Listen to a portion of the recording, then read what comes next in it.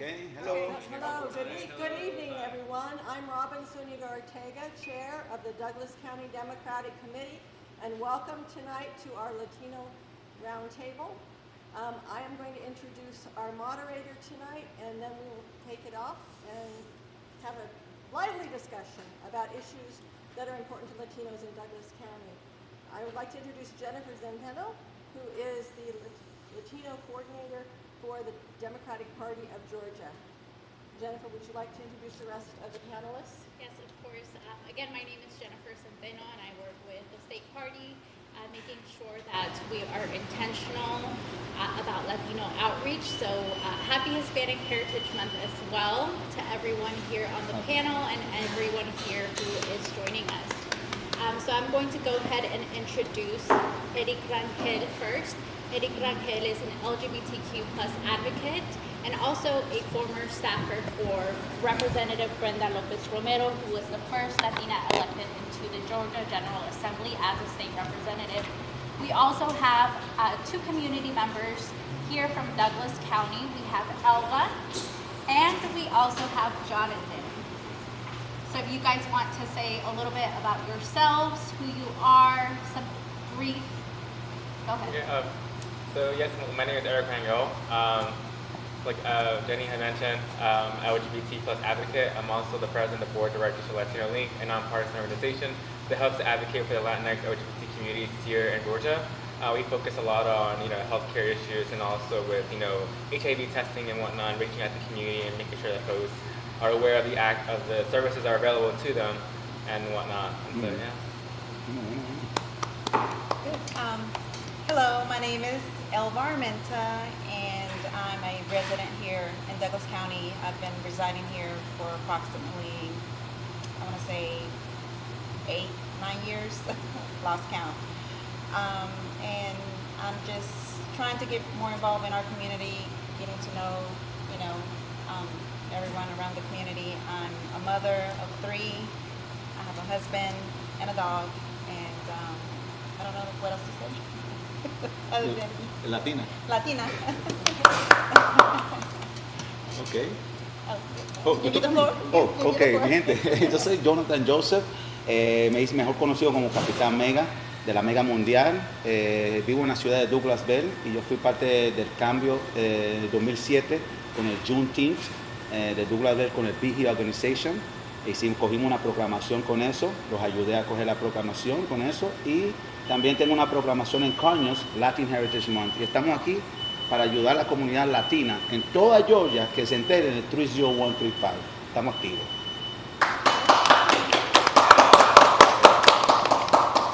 So we're going to be conducting this a little bit bilingual. I like that you said your piece in Spanish, so I think we can do that. I'm going to go to English too, but I just wanted to stop. Yes, I think we can switch back and forth. So we're going to talk a little bit about Douglas County specifically. Now we know that Latinos are approximately 12% of the population of this county as of 2020. Now that is a 46% increase since 2010. And what we have seen about the Latino electorate is that there are a lot of folks who are not registered or eligible. Hay muchas personas que están elegibles para registrarse, para votar. And there's also people who are registered but do not turn out to vote. Y hay también muchas personas que están registrados pero no salen a votar con mucha frecuencia como lo debemos hacer. And so this question is for any panelist that wants to answer it. Well, not really a question. This is more of a discussion. Why do we think that there's a lack of engagement of the Latino community? What have you all seen as community members of Douglas, and what have you seen as a member of the Latino community in the state of Georgia? Well, I mean, I think a part of it is a lack of interest, right? But I think also another portion of it would be like people are losing their trust in the system. They're seeing policies getting through that are not aligned with their communities, not representing them. And sometimes it drives folks to saying that horrible phrase that we all hate hearing is that, well, what's the point of even voting? Because at the end of the day, like, we're not going to see any change. And I think that we need to provide reassurance and instill, that passion and that motivation to folks in our community to go out and vote, because a vote does matter. And every single vote, from here on out, it will have, no matter if it's like a policy issue, no matter if we're electing for elected officials and whatnot, it's important that we go out there and motivate folks to go out and vote, because at the end of the day, we're electing folks who are essentially deciding what rules and what policies we're going to be living by. And I think we need to remind folks in our community and engage them. I just think they, like you said, they lack that interest or not really understanding how the process works or who are our local elected officials, and I guess they think, oh, it's not going to affect me directly, why go and vote. So from my experience, and I mean, being born here myself in Georgia, first generation, my parents are from Mexico, but since they were not involved, and when I turned 18, where I was registered to vote, I wasn't really as involved as well. I mean, I didn't see why, so I had very, I guess, little interest. And slowly but surely, I started to get involved in voting and so forth. So I guess it's, like you said, very important to, and get our neighbors, family, relatives engaged to vote, because it does matter, it does count. So, yeah. It does matter.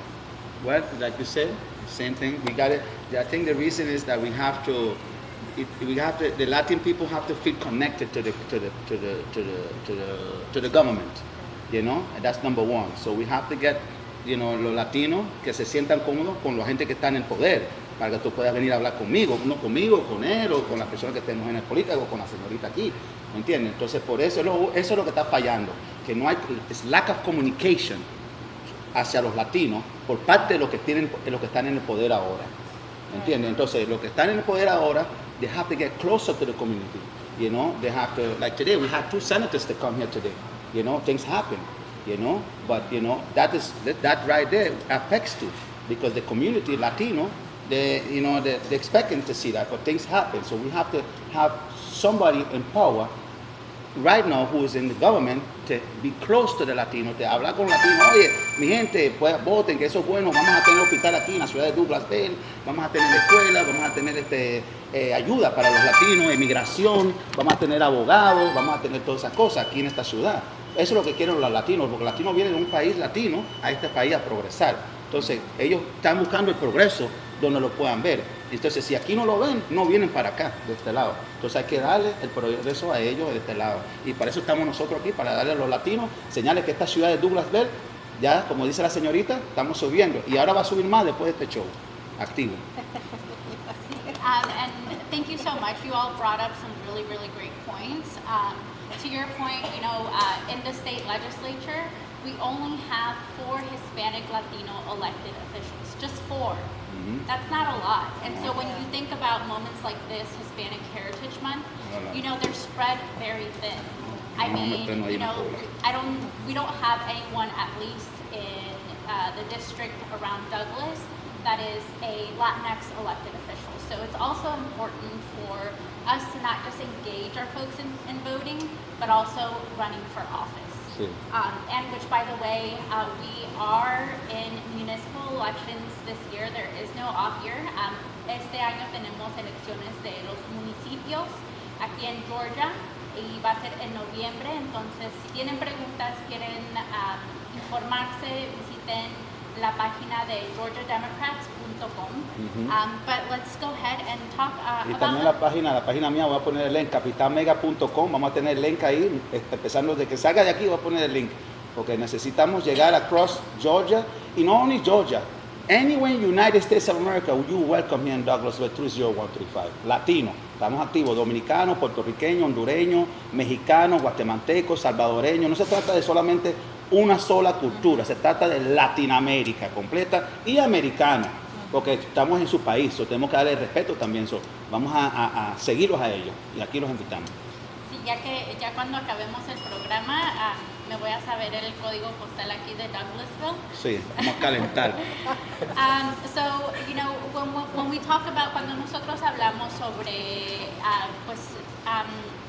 involucrarse cívicamente. When we talk about getting engaged civically, I think of what is important to folks, right? Y una de las cosas que nosotros vemos es que el acceso a la salud, al cuidado de salud es muy importante. Healthcare is one of the topics that is really, really important to our community. One, because we are either underinsured or just not insured at all. It has a lot to do with access to healthcare, but also sometimes just being a part of a household that is mixed status. So can you all talk a little bit about that, what you all see here in your community and in Georgia? Yeah. I mean, I think overall in overall communities, I would say it's at least like in my experience of working in a clinic that mostly serves the Latinx communities, one of the issues that we face is, aside from having, lack of access to healthcare, like into insurance policies, like you mentioned, either you're uninsured or underinsured in this country. Lack of wisdom too, lack of knowledge of what's really how to go by it. No, exactly that. And so I mean, there's that part, right? And then you have the second part of like, okay, well, where do I go to get care? Where do I go? And are they going to speak my language? And not just that, but also there's the customs where in certain Latin American countries, it's custom for them to just walk into a hospital, to a clinic, and just sit there and wait for somebody to call them, and when in reality that's not how things work. And especially if you don't have somebody speaking Spanish, is what it's like. No, and that makes so we have to kind of language barrier. No, and it makes providing healthcare, a challenge for the physicians because. How am I going to manage diabetes when we can't even communicate what medication you're taking, And it's dangerous because, miscalculation and insulin can lead to, a bad situation, And so there's that. And then there's also a distrust in the system as well. There's health departments out there who are making the efforts to reach the community at least halfway and let them know, like, hey, we are providing these low cost to free services, but yet folks don't go out and reach them because they're afraid of being asked about their immigration status. Or once again, there's the issue about linguistics, or there's also the issue about financial barriers. Because they're promoting this whole, healthcare event, but what is it going to cost me? And these kind of events are vital to our community because in some of these, events, folks, it will be the first time getting tested for like HIV or for any STIs, the first time they get a referral to a mammogram or a referral for pap smears or, a referral like for, to get sort of, required vaccination and whatnot.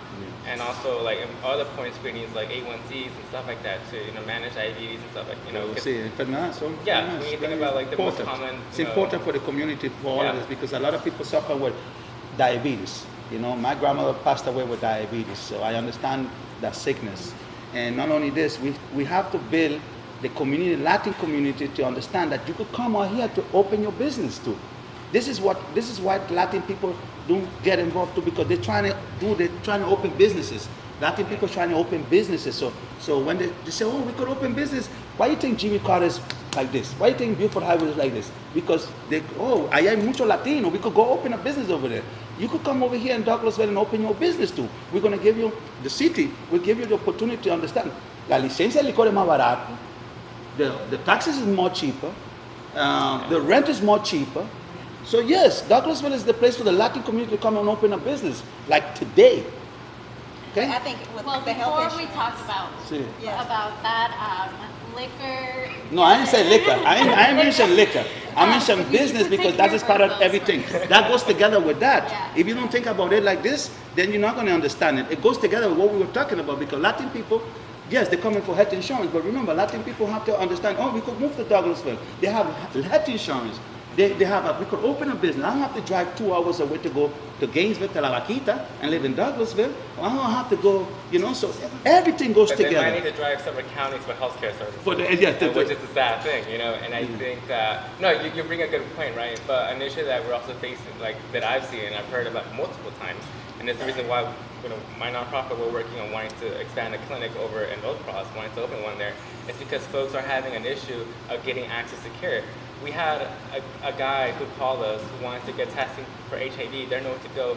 We had to refer him 2 counties over because the closest places to him didn't speak his language, and it was hard for him to maneuver that system. And aside from that, we had to also essentially help him get there too. We had to pay for an Uber, and so things add up, right? And so yes, we want Latinx populations to grow. Hay que abrirle la puerta a la gente aquí. But at the same Todo a I la think misma it's a vez. cultural thing too, where especially with men, they're like, oh, I feel fine. I'm gonna go to work. Oh, I girl, don't don't want get me to go started. to see a doctor because then, like you said, here the cost is just outrageous. So, and I think it's just like. But healthcare is free, guys. Do you know healthcare is free?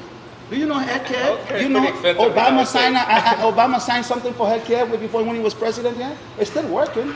You know, you could go and tell them, if they don't have money to pay for what they have to pay, si tú no tienes dinero para pagar tu hospital, es gratis. Tú métete a un emergency room and go to the emergency room and go over there, que es gratis. No tengas miedo, porque no te van a meter preso. No tengo el dinero que pagarte. Y que se lo arreglen el seguro, porque Obama firmó algo para eso. Yeah, but a lot of them don't know. That's don't why we know here to how let them know. navigate the system Let them and know. everything. Let them know. So- We're gonna let them know that the health system es gratis, mis hermanos. Well, I think Obamacare, opened a lot of doors for people Yeah. who previously did not have access to insurance. But, I think the tough part is really like the educational piece is where do I go and how do I qualify? Because for these programs, you still have to qualify. It's not like Yes, it's you just, could qualify, but if you have an emergency, you could go in the hospital. They're not going to deny you. Right, but we don't want to wait. But I think The preventative care Yeah, we or- want to make sure we do preventative care So- so that we don't show up to the emergency room. When we're kind of on the cusp of, When it's do too we late. do? Yeah. Are we going to live or die? So, healthcare is something that is one of the top issues. Not just here in Georgia, but in our nation, when it comes to Latinos and really Americans across the country. But let's also talk about how our communities, we know right here in Douglasville, there's a large population of Latinos. There's a large population of African American folks as well. One of the things that I would love to see more of is more unity. Unirnos más con nuestra comunidad afroamericana, because I think there's so many similarities with us and so many things where we can really band together and be really powerful. So what are some ways that you all see or think that we can have more unity with each other as a community? Well, con the African American people, the unity, con la comida. Comida, la música, It's cornbread, It sucks for something. beans, corn, fried chicken. That's how you get united with the African American. Diabetes, that's how you get diabetes. No, but that's how you get to get involved in the culture. ¿Me entiendes? Yeah. Vamos a una fiesta con la fiesta de ellos, que nos inviten, ellos vienen a la fiesta de nosotros, con los tacos, nosotros vamos con el pollo frito. ¿Me entiendes? That's how we get involved. That's how you do this stuff. You play this people, African American and Latino, they love music and they love food, just like us. All we have to do is just get involved with them, y más nada, y some barbecue. And Alba, how do you think that we can perhaps, I guess band together more when it comes to like issues that affect us? Because I think what you said is really great. It's a great starter. I think culturally there's a lot of things that we share and a lot of things that are similar. But once we take it a step further, how is it that you think that we can unite when it comes to certain issues here in our community? Oh, that's a good question. I mean, No, no, that's fine. So I'm just trying to think. I mean, I guess having that dialogue, that open dialogue with them, communicating, Being involved with the community. understanding, their point of view and versus our point of view. Because sometimes, I guess, when we meet someone and not knowing their background or their history, we always sometimes Like today, where we are right now. We're Latinos. Where we are? We're an African And American. we may judge without even getting to know the person. So I Well, think, no, this is African American owned. So we are here. We are being part of them. You see, we Right. came here. We are here live in the African American owned business in Douglasville, Latinos. Yeah. So this is how you get in part. Esto es lo que tú tienes que hacer. Latino, no tengas miedo de entrar por una puerta y que no te van a tener, no speak English, speak English, español, nobody, fried chicken, no hay problema. Amigos, sí, amor siempre para adelante. Pero tienes que echar, tienes que ser parte. You can't just expect for them to come on. Todo el mundo tiene que estar para adelante. You see how I am? 100%. In 46 years, I never changed. Everybody say, you too, who? Hey, maybe you not need to be in my boat. ¿Me entiendes? Estamos activos. But I think part of it too is like we have to also understand the biases within our community as well, and also the context of it as well. You know, it's true, and you made a good point about having those dialogues. Yes, in order for us to embark change in our communities, believe it or not, it starts with having these tough discussions, and you have to ask yourself, well, who do you want at that table? Personally, I'm the kind of person that if there's an issue that's affecting my community, I want to talk to the issue head on. I mean, sure, amongst each other, we can talk about it. Right. We can complain about it. We can do whatever you want about it. But at the end of the day, like, what have we accomplished aside from just discussing it among each other? Live on Facebook, we accomplished it. No, right, and this is a good point. No, we accomplished big things. And I think that what it is too is that now more than ever, our communities have to come together because there are issues, there are policies, and there are issues going on with our communities that are affecting us. And so. We're only going to surpass those issues and these tough, policies if we band together and understand that they're affecting us. But once again, it starts also with understanding the biases that exist within our own community as well. We have to work on ourselves first before we can start and going out. Well, and I think something important to note to your point, Eric, is that we do have a lot of biases as a community, and there is such a thing as colorism within the Latino community, and that's something that we have to work on, right? And I would say another thing that I often hear as a misconception is that immigration is just a Hispanic Latino issue, and it's not. It's actually, there's so many countries around the world who migrate here to the United States, and it's not just exclusively a Latino issue, it's a Black issue, it's an Asian Pacific Islander issue. Jewish issue too? Everyone is impacted by immigration in one way or another. So I think those are places where we see maybe like an oversaturation of, folks that maybe look like me, and not enough folks who are, from other countries that represent Black communities, that represent Asian American communities. Yes, you're right. You're right about that one. And I think, like she said, like immigration is not only in America. Immigration is worldwide. Every country got immigration.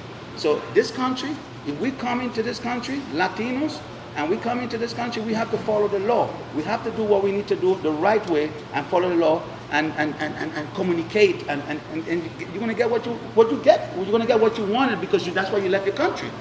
You left your country because you wasn't doing something was over there was not going good. So you came to a different country to get better. And that is why you have to follow the law and do the right things to get better in this country. That's why so far it's a good place to be. I like it. I've been here over 36 years. I'm an American citizen. I can't wait to vote. So speaking of voting, Alva, I know you mentioned you've been a resident here of Douglas County for about 8 or 9 years. Can you explain to us the process that you went through to register to vote? ¿Cómo es que tú fuiste a registrarte a votar? ¿A dónde fuiste? ¿Cuáles son los pasos que tomaste? Bueno, yo antes de mudarme aquí a Douglas estaba viviendo en Cobb County y ya estaba registrada para votar. Pero en cuanto fui a cambiar mi licencia DMV, ahí es donde ya me hicieron el cambio automáticamente, no tuve que hacer nada, me mandaron mi tarjeta para votar en el nuevo precinto. Ahí en February. ¿Y cómo ha sido how has your experience been when it's time to vote and you go to the polls? ¿Tienes que esperar mucho? ¿Qué es lo que tienes que hacer? Vacío.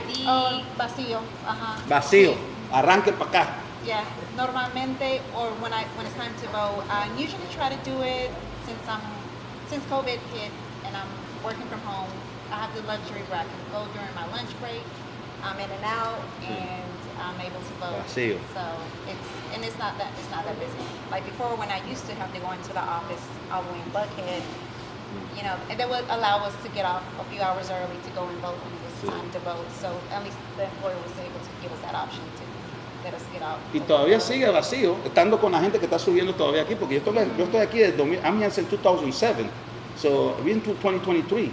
So, todavía yo voy a las cosas de la votación cuando vienen y está... Yeah. So, espero que esta votación, espero que 2024, we really get this voting, all this thing going, con muchas votaciones aquí en la ciudad de Douglasville.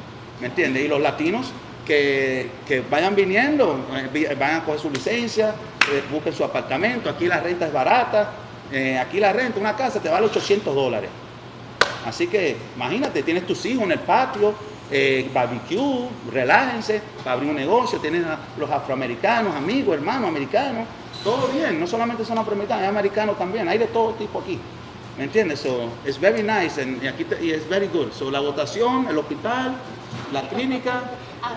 Yeah. ¿Qué más? And I would say one thing that people don't often know, una cosa que nuestra comunidad a veces no sabe, es que uno puede llevar a alguien que le puede traducir cuando usted vaya a votar.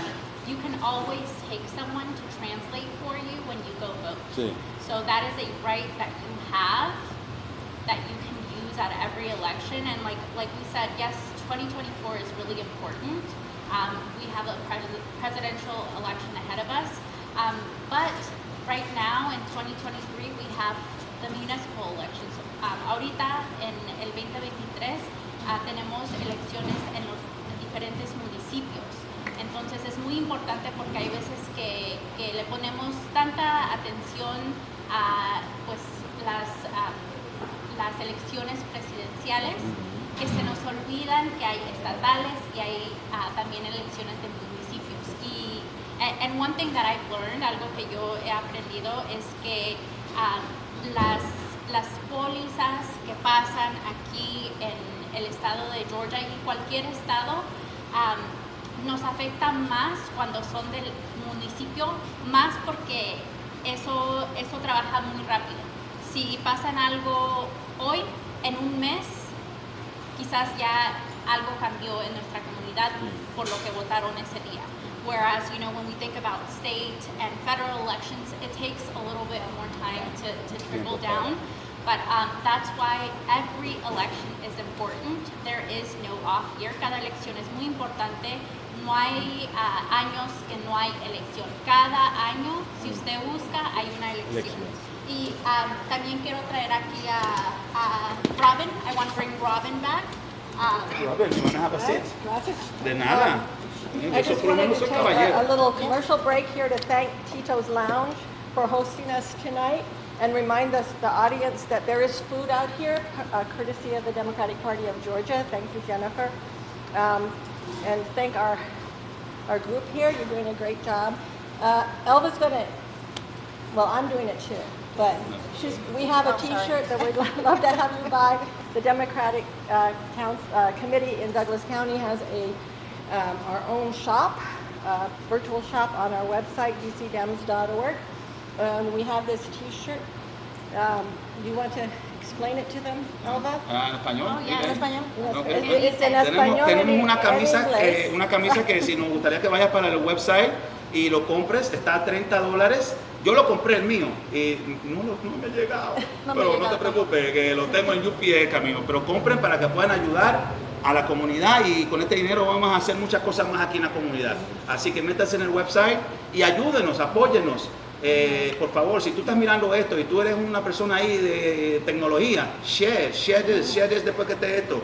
Necesitamos tu ayuda. Sin ti no tenemos pueblo. Así que activo, que te necesito. Venezuela, Colombia, Cuba, los cubanos, ¿sabes? Calle 8 hay mucha gente, arranquen para acá, 30135. Estamos encendidos. México. Can you tell us what that shirt means to you? Quisieron enterrarnos, pero se les olvidó que somos semillas. Well, I guess it says it right there. Quisieron enterrarnos, pero somos semillas. So they tried to. They tried to bury us. They didn't know we were semillas. But they couldn't bury us. Yeah, they can bury us. Yeah, We're still I put it short. They tried to bury us, but they couldn't bury us. But they said it in a different We're way. the seed, so we're still growing. We're still growing. They just cut the tree up, and it's still growing. And voting is one of the ways that you water your seeds and grow. And grow. So Yeah, that's a we good hope point. that Yeah. this was a phrase that was used a lot in the immigration protests along the border when people were being separated from their families.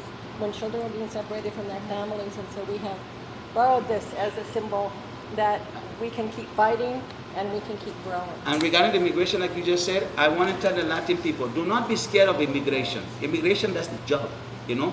You just have to be right and make sure you send your name, your last name, who you are, where you're from, to the government and tell them where you live in. And tell them you're applying for citizenship or your asylum or something. But do not come to this country and stay in this country and go like this, like this, like this, like this, like this. We're not registering your name somewhere. Well, getting immigration involved. is a very complex issue, so I would recommend that if you are wondering about how to obtain a pathway to citizenship, or if there even exists one, I would encourage you to reach out to an attorney. Attorneys will let you know best what you need to do before you do anything like submit your name to anything. But one of the things that I also wanted to share that I don't think I've gotten a chance to share with you all yet is recently, about 2 weeks ago, we had an election for the Latino caucus. Hay un comité que es específicamente para la comunidad latina. And so we had our elections. It took us, a minute to find really good people, but I am so excited and confident in the officers that we have for the Latino caucus, and I can't wait for you all to meet them. So that is another way that you can get involved. Through your county party, reach out to Robin, but also through the Latino caucus that is a part of our Georgia Democrats. And maybe we can have another roundtable sometime with them. Yes. So, Yes. and I will let you back to have your discussion. Yeah. Gracias. So I would love to hear. Oh, no, thank you. Okay. I would love to hear some final thoughts from you all. What is it that you all want people to know about Hispanic Heritage Month? Why is it so meaningful to you? And we'll start with Eric and go down. It's the time of the year, I guess I could say, that it gives us the time to highlight our cultures, and also it gives us the time to learn about one another, right? I'm Mexican, but don't ask me about Colombian culture. Don't ask me. I don't know. I live on That's Iraq, my point. Thank you very much. So, and I think that these types of holidays, they're important because it highlights the differences, right? It highlights, the richness of our communities, and it provides really a platform for us to learn about each other, to communicate, and learn about each other's history. Because in order to embark change, you can't embark change without knowing your history. Right. And so that's why for me this month is. And I should have bought my proclamation. Because I got my own proclamation in 2016. Like the Latin Heritage Month. Yes. I did the Latin Heritage Month in Conyers. Oh, okay. I'm the one that did the Latin Heritage Month, and I got the proclamation at my house. It's my event, and I did it. I took it to the community of Conyers, because I did the Juneteenth in Douglasville in 2007, and I went to Conyers and I did the Latin Heritage Month over there. I introduced the Latin community into Conyers area, and it went wonderful. Right now it's being done, and that's where we are right now. So far, now I'm coming back here to Douglasville, where I started in 2007, to come back and introduce the Latin heritage over here también con ustedes, porque estoy muy contento de tener a esta muchacha aquí al lado mío, la senadora, ¿no? No sé cómo es la cosa en inglés, lo tuyo. Soy Diputada. subdirectora de ¿En español? de Latino. Subdirectora de la Casa Latina Demócrata. ¿Sí? Alcance Latino. Oh, Alcance Latino Demócrata. What about you, Alba? Yeah, but the Hispanic Heritage Month, I think it's important, going back to your, piggybacking to your response, is just learning about the different Latino cultures here. Like you said, I'm Mexican American. I mean, I consider myself 100% Mexican, but at the same time, I consider myself 100% American. So even though I know I have two cultures, that... Chica, tú eres americana. Yeah, I mean, I was born Tú eres here. americana, I was vale, born here, but americana. tengo padres mexicanos, yo sé. yo me siento de las dos culturas. Sí, es que tú te tienes que 100%. sentir así, porque tu mamá es latina, tu familia es latina, Yeah. y igual, porque imagínate, yo soy latino, pero te vas a quedar loco. My mom is from Trinidad and Tobago. You see how I speak English like a Trinidadian right now at the street shop? Y también soy latino. ¿Ves lo que te quiero decir? Yeah, Entonces, so, yo I me mean, siento to me- latino, pero mi mamá es trinitariana. ¿Ves? Es diferente. Es diferente, yeah, Okay, yeah. okay. But I mean, that's good. I mean, having that diversity, you get to learn the different cultures, and I think to me it's important to learn your background, your history, and even learn about other cultures. Yes. You know, Colombians, Venezuelans, Cubanos, American, African, Caribbean, Jamaican, todo el mundo, Todo el mundo. everywhere. You know, No matter, you see, this thing that they have, I like to get to know everybody. My kids are Jewish. Salud to my son, he's in Israel. And my daughter, the mother is from Israel. So I got Jewish kids, see? And I'm Latino. Okay. My mom is Trinidadian, my stepfather is Jamaican. So it's like, So we're like, where I am. All over. So who should I pick? Should I pick Latinos or should I pick Jamaican or should I pick Trinidadian? Should I pick Jew? All of them. I can't do that. That's what people are doing. And that's what we want. We don't want that to happen. Yeah. We want to make sure we all one. We all humanity. We got to start teaching people how to understand in one way, not separation. Because that is what's having problem in this earth right now. Separating the people, Jewish, Muslim, Jewish, Catholic, Christian. Oh, that's another. Hello. We all together. We all have one God. Respect, love, that's the key. Respect and love. Well, thank you all so much for joining us today. Thank you to our wonderful panelists.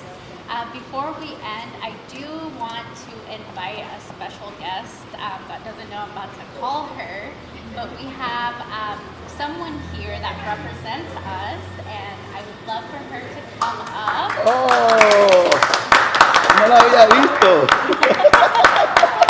Está escondida. So we have one of our wonderful state representatives here, and I just want you all to get to know. We're going to give her a minute. But while she gets up here, Aquí sí se siente. Yo sé que- this is someone that represents you.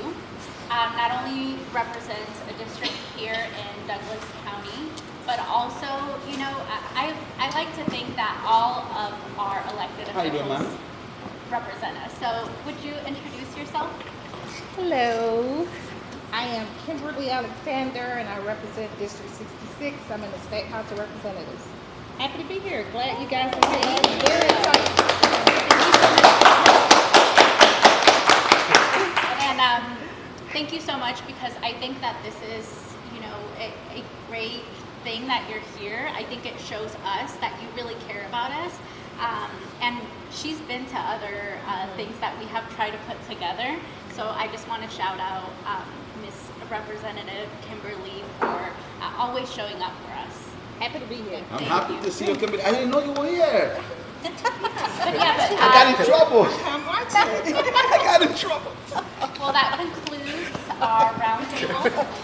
And does anyone in the audience have any questions? I would like to ask a question to my uncle. What's your uncle? Please come up, please. Come up. Yes, please, come up.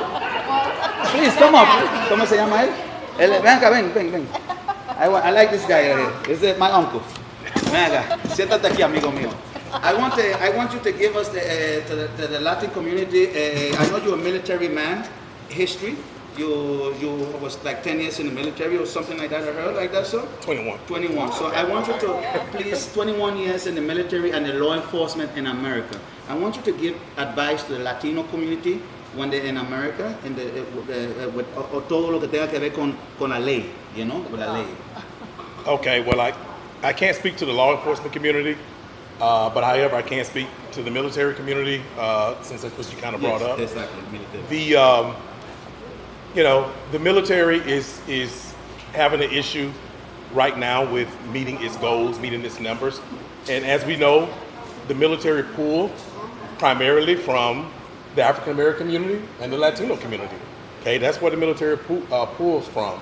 So I think with these forums and with us understanding that we share a lot of the same kind of issues within our communities, that we have more in common than we do not in common. So I think that speaking strictly from that sense, I think that I would advise people in the military recruiters, military people who make decisions about who come in and how we come in the military, to pay attention to what they're saying, because guess what? Education, healthcare, housing, all of that is involved with, you know, with when we talk about the military community. So, so yeah, I think you guys did an outstanding job. I look forward to, you know, seeing the next. I enjoy being an advisor for you guys on this one, and I appreciate it. No problem. Y eso es lo que yo quería que la gente latina entendiera, que como lo dijo él, por eso yo lo llamé, porque él estaba diciendo que si usted viene para acá, usted tiene una oportunidad, puede inscribirse en militar, los militares te pueden dar medicina, te pueden dar trabajo, te pueden dar bachiller, te mandan a la escuela, te pueden ayudar. So, aquí tienes mucha oportunidad. Aquí está el hombre retirado y este está diciendo a usted latino que tiene la puerta abierta en the Army. Saludos to the Army, United States of America. Thank you very much for your work. And we do want to invite folks to the next roundtable, which will be Tuesday, October 17th at 7 p.m. right here at Tito's Lounge, where we'll be talking about LGBTQ+ issues. But that is all. Thank you so much for joining us. Ya, terminamos. ¿No? Vamos a despedir. Ok, no se te olvide comprar la camisa. Ok, we have to remember.